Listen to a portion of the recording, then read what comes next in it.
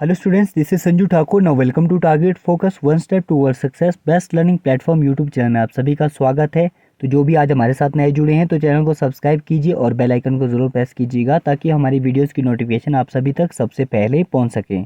तो आज हम डिस्कस करने वाले हैं जनरल हिंदी मॉक #4 यानी fourth mock of general Hindi. तो इस मॉक में हम डिस्कस करने वाले हैं top 16 most important question of Hindi. तो जो भी इस सीरीज़ को फॉलो कर रहे हैं तो ज़्यादा से ज़्यादा शेयर कीजिएगा ताकि हमारी एनर्जी बरकरार रहे।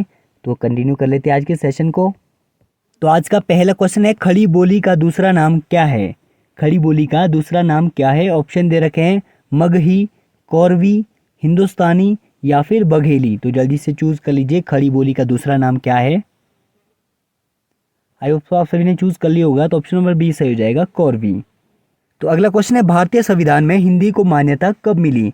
तो हिंदी भाषा को भारतीय संविधान में कब मान्यता मिली? ऑप्शन दे रखे हैं 26 जनवरी 1950, 14 सितंबर 1949, 15 अगस्त 1947 या फिर 14 सितंबर 1955। तो जल्दी से चूज कर लीजिए।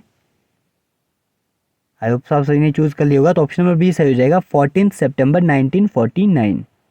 तो अगला क्वेश्चन है, चंद्रोदय में कौन सी संधि है? तो चंद्रोदय में कौन सी संधि है? ऑप्शन दे रखे हैं यण संधि, दीर्घ संधि, वृद्धि संधि या फिर गुण संधि। तो जल्दी से चूज कर लीजिए, चंद्रोदय में कौन सी संधि है। आई होप आप सभी ने चूज कर लिया होगा। तो ऑप्शन नंबर ए सही हो जाएगा, यण संधि। तो अगला क्वेश्चन है, उल्लास का सही संधि विच्छेद क्या होगा? तो आपको बताना है उल्लास का सही संधि विच्छेद। ऑप्शन दे रखे हैं उत जमा लास, उल जमा लास, उल जमा लास या फिर उल जमा आस। तो जल्दी से चूज कर लीजिए। आई होप आप सभी ने चूज कर लिया होगा। तो ऑप्शन नंबर ए सही हो जाएगा, उत जमा लास। तो नेक्स्ट क्वेश्चन है, भुलक्कड़ शब्द में किस प्रत्यय का प्रयोग हुआ है? तो आपको बताना है भुलक्कड़ शब्द में किस प्रत्यय का प्रयोग हुआ है, यानी आपको बताना है सुफिक्स। ऑप्शन दे रखे हैं भू, ड़, अक्कड़ या फिर भूल। तो जल्दी से चूज कर लीजिए कौन सा है इसमें प्रत्यय। आई होप आप सभी ने चूज कर लिया होगा। तो ऑप्शन नंबर सी सही हो जाएगा, अक्कड़। तो नेक्स्ट क्वेश्चन है, मैं काम से जा रहा हूँ वाक्य में से का कारक है। तो आपको बताना है वाक्य में से का कारक है। ऑप्शन दे रखे हैं संप्रदान कारक, करण कारक, अपदान कारक या फिर अधिकरण कारक। तो जल्दी से चूज कर लीजिए। आई होप आप सभी ने चूज कर लिया होगा। तो ऑप्शन नंबर बी सही हो जाएगा, करण कारक। तो अगला क्वेश्चन है, राम सीता से सुंदर है इस वाक्य में कौन सा कारक है? राम सीता से सुंदर है इस वाक्य में कौन सा कारक है? ऑप्शन दे रखे हैं करण कारक, अपदान कारक, संप्रदान कारक या फिर संबंध कारक। तो जल्दी से चूज कर लीजिए। आई होप आप सभी ने चूज कर लिया होगा। तो ऑप्शन नंबर बी सही हो जाएगा, अपदान कारक। तो नेक्स्ट क्वेश्चन है, यथारुचि में कौन सा समास है? आपको बताना है यथारुचि में कौन सा समास है। ऑप्शन दे रखे हैं तत्पुरुष समास, बहुब्रीहि समास, अव्ययी भाव समास या फिर द्वंद्व समास। तो जल्दी से चूज कर लीजिए कौन सा समास है यथारुचि में। आई होप आप सभी ने चूज कर लिया होगा। तो ऑप्शन नंबर सी सही हो जाएगा, अव्ययी भाव समास। तो अगला क्वेश्चन है, आकाश से बातें करना। आकाश से बातें करना मुहावरे का सही अर्थ बताना है। ऑप्शन दे रखे हैं घमंडी होना, बहुत ऊंचा होना, आकाशवाणी होना या फिर अपने आप बोलते रहना। तो जल्दी से चूज कर लीजिए, आकाश से बातें करना मुहावरे का सही अर्थ क्या होता है। आई होप आप सभी ने चूज कर लिया होगा। तो ये होता है ऑप्शन नंबर बी सही हो जाएगा, बहुत ऊंचा होना। तो अगला क्वेश्चन है, कलम तोड़ना मुहावरे का अर्थ है। तो कलम तोड़ना मुहावरे का सही अर्थ बताना आपको। ऑप्शन दे रखे हैं क्रोध दिखाना, बहुत सुंदर लिखना, भद्दी चीजें लिखना या फिर बहुत मेहनत करना। तो जल्दी से चूज कर लीजिए, कलम तोड़ना मुहावरे का सही अर्थ क्या होता है। आई होप आप सभी ने चूज कर लिया होगा। तो ऑप्शन नंबर बी सही हो जाएगा, बहुत सुंदर लिखना।